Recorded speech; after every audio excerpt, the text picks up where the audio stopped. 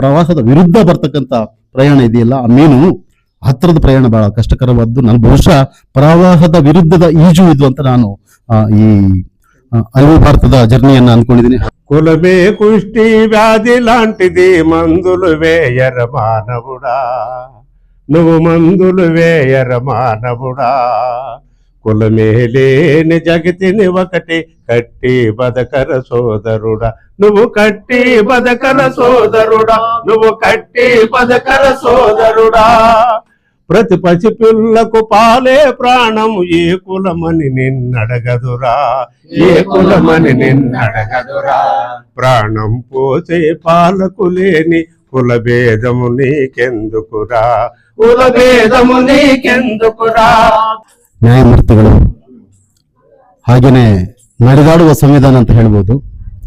ಸಂವಿಧಾನವನ್ನ ಕರ್ನಾಟಕದ ದಶ ದಿಕ್ಕುಗಳಿಗೆ ಕೊಂಡೊಯ್ದು ಹೋಗ್ತಕ್ಕಂಥ ಒಂದು ಅದ್ಭುತವಾದಂತಹ ಕಾರ್ಯವನ್ನ ಮಾಡೋದ್ರ ಮುಖಾಂತರ ಸಮಾಜದಕ್ಕೆ ಒಂದು ಸ್ಫೂರ್ತಿಯಾಗಿ ನಮಗೆಲ್ಲರಿಗೂ ಮಾರ್ಗದರ್ಶಕರಾಗಿ ನಿಂತಿರ್ತಕ್ಕಂಥ ನ್ಯಾಯಮೂರ್ತಿಗಳಂತ, ನನ್ನ ಹಿರಿಯರಾದಂಥ ಮಾರ್ಗದರ್ಶಕರಂತ ನಾಗಮೋಹನ್ ದಾಸ್ ಸಾಹೇಬ್ರೆ, ಮತ್ತು ನೀರಾವರಿಯ ಒಂದು ಕನಸನ್ನು ಕಂಡುಕೊಂಡು ಮನುಷ್ಯ ಪ್ರಕೃತಿಯಲ್ಲಿ ನಿಮಿತ್ತ ಮಾತ್ರ, ಪ್ರಕೃತಿನೇ ಅಂತಿಮ, ಹಾಗಾಗಿ ನೀರು ನಮ್ಮೆಲ್ಲರ ಜೀವಾಳ, ನೀರಿಲ್ಲದೆ ನಾವಿಲ್ಲ ಅಂತಕ್ಕಂಥ ಒಂದು ಅದ್ಭುತವಾದಂಥ ಕನಸನ್ನು ಕಂಡು ನಿರಂತರವಾಗಿ ತನ್ನ ಚಟುವಟಿಕೆಗಳ ಮುಖಾಂತರ, ಹೋರಾಟದ ಮುಖಾಂತರ ಶಾಶ್ವತ ನೀರಾವರಿಗಾಗಿ ಕೆಲಸ ಮಾಡ್ತಿರ್ತಕ್ಕಂಥ ಆತ್ಮೀಯರು, ಸ್ನೇಹಿತರು ಆದಂತ ಸರ್ ಆಂಜನೇಯ ರೆಡ್ಡಿ ಸರ್ ಅವರೇ, ಮತ್ತು ಈ ಕಾರ್ಯಕ್ರಮದಲ್ಲಿ ಅರಿವು ಶಿವಪ್ಪನವರು ಒಂದು ಮಹತ್ ಕಾರ್ಯ ಕೈ ಹಾಕಿದ್ದಾರೆ.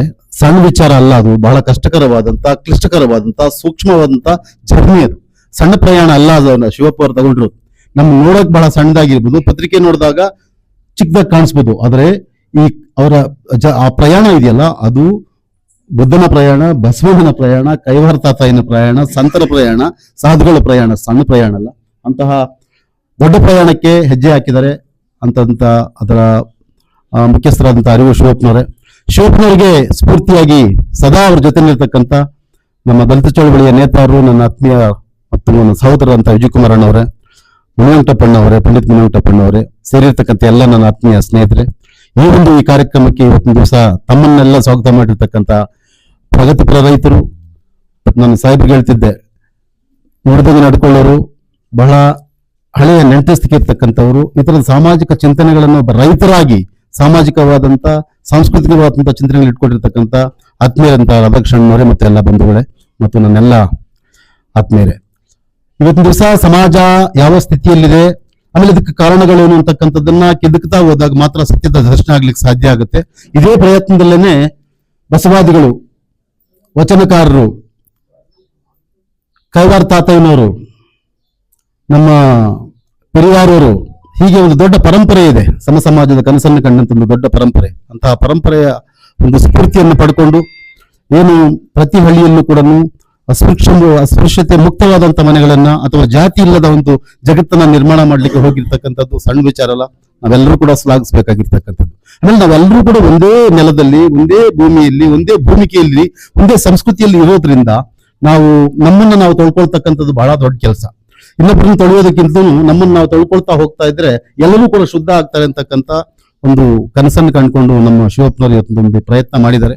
ಇದು ಎಲ್ಲ ಕಡೆ ಸಕ್ಸಸ್ ಆಗಬೇಕು. ಆಮೇಲೆ ಇದೇನು ಸಣ್ಣ ವಿಚಾರ ಅಲ್ಲ, ನಾನು ಮೊದಲೇ ಹೇಳ್ದಂಗೆ ಬಹಳ ದೊಡ್ಡ ವಿಚಾರ ಇದು. ಒಬ್ಬ ಅಸ್ಪೃಶ್ಯನಾಗಿ ನಾನು ಜಾತಿಯನ್ನು ಮಾತನಾಡೋದಕ್ಕಿಂತಲೂ ಆ ಜಾಗದಲ್ಲಿ ಇನ್ನೊಬ್ರು ಮಾತಾಡೋದಿದೆಯಲ್ಲ, ಅದು ಬಹಳ ಈಸಿಯಾಗಿ ಅಥವಾ ವಿಶೇಷವಾಗಿ ಹೋಗುತ್ತೆ. ಹಾಗಾಗಿ ಯಾರು ವೇಮನ ವಾರಸ್ದಾರರು, ಯಾರು ಬಸವಣ್ಣನ ವಾರಸ್ದಾರರು, ಯಾರು ತಾತಯ್ಯನ ವಾರಸ್ದಾರರು, ಯಾರು ಕನಕನ ವಾರಸ್ದಾರರು, ಯಾರು ಪೆರಿಯಾರ ವಾರಸ್ದಾರರು, ಯಾರು ನಾರಾಯಣಗುರುಗಳ ವಾರಸ್ದಾರರು, ಇವರೆಲ್ಲರೂ ಕೂಡ ಅವರವರನ್ನ, ಅವರ ಒಳಗಿನ ವಿವೇಕವನ್ನ ಅರ್ಥ ಮಾಡ್ಕೊಂಡ್ಬಿಟ್ರೆ ಬಹುಶಃ ಜಾತಿಗೆ ಸಮಸ್ಯೆ ಇರೋದು. ಏನಾಗಿದೆ ಅಂದ್ರೆ ನಮ್ಮಲ್ಲಿ ಕೈವಾರ ತಾತನನ್ನ ಅದೇ ವರ್ಗದ ಜನ ಮರೆತಿರ್ತಕ್ಕಂಥದ್ದು, ಕುವೆಂಪುರನ್ನ ಅದೇ ವರ್ಗದ ಜನ ಮರ್ತೋಗ್ಬಿಟ್ರೆ, ಅಂಬೇಡ್ಕರ್ನ ಅದೇ ವರ್ಗದ ಜನ ಮರ್ತೋಗ್ಬಿಟ್ರೆ, ಬಸವಣ್ಣನ ಅವರೇ ಮರ್ತೋಗ್ಬಿಟ್ರೆ, ಅಂದ್ರೆ ತಮ್ಮ ಒಳಗಿನ ವಾಸ್ತವವನ್ನು ನಾವೇ ಮರ್ತೋಗಿ ನಾವು ಇನ್ನೊಬ್ಬರ ಕೈಯಲ್ಲಿ ನಮ್ಮ ತಲೆ ಇರ್ತದೆ, ಮೈಂಡ್ ಮಿಲಿಟರಿ. ನಾವೇ ವ್ಯಕ್ತಿಗಳಾಗಿದ್ದೀವಿ, ಆದರೆ ನಮ್ಮ ಒಳಗಿನ ಎಲ್ಲವೂ ಇನ್ನೊಬ್ಬರ ಹಿಡಿತದಲ್ಲಿರ್ತದೆ. ಅದು ಸಮಸ್ಯೆ ಆಗಿರ್ತಕ್ಕಂಥದ್ದು.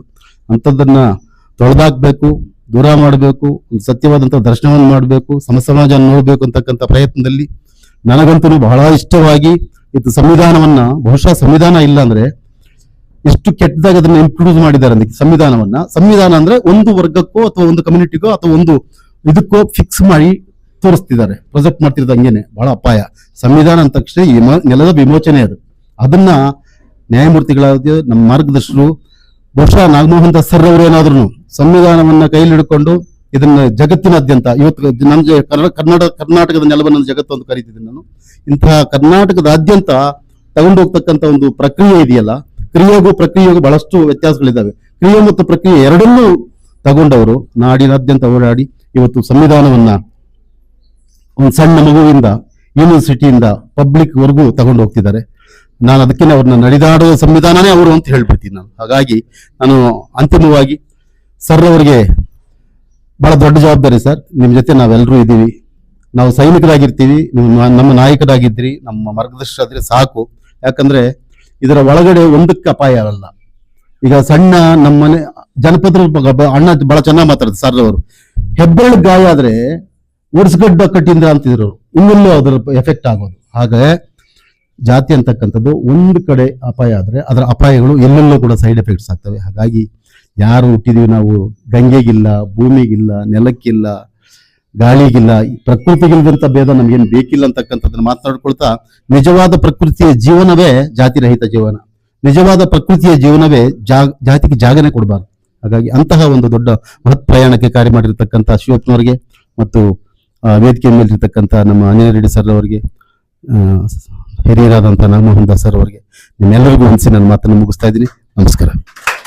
ಕುಲ ಮೇಲೆ ಜಗತ್ತಿನ ಒಕಟಿ ಕಟ್ಟಿ ಬದಕರ ಸೋದರುಡ నువ్వు కట్టి బదకర సోదరుడా నువ్వు కట్టి బదకర సోదరుడా ఏ కులమని నిన్నెన్నడు అడిగరా చల్లని వెన్నెల ఆకాశం చల్లని వెన్నెల ఆకాశం ఏ కులమని నిన్నెన్నడు అడిగరా చల్లని వెన్నెల ఆకాశం చల్లని వెన్నెల ఆకాశం ఆ చల్లని మదిలో లేని కులము మనలో ఉన్నదెందుకురా మనలో ఉన్నదెందుకురా మనలో ఉన్నదెందుకురా కులమే కుష్టి వ్యాధి లాంటిది మందులు వేయర మానవుడా నువ్వు మందులు వేయర మానవుడా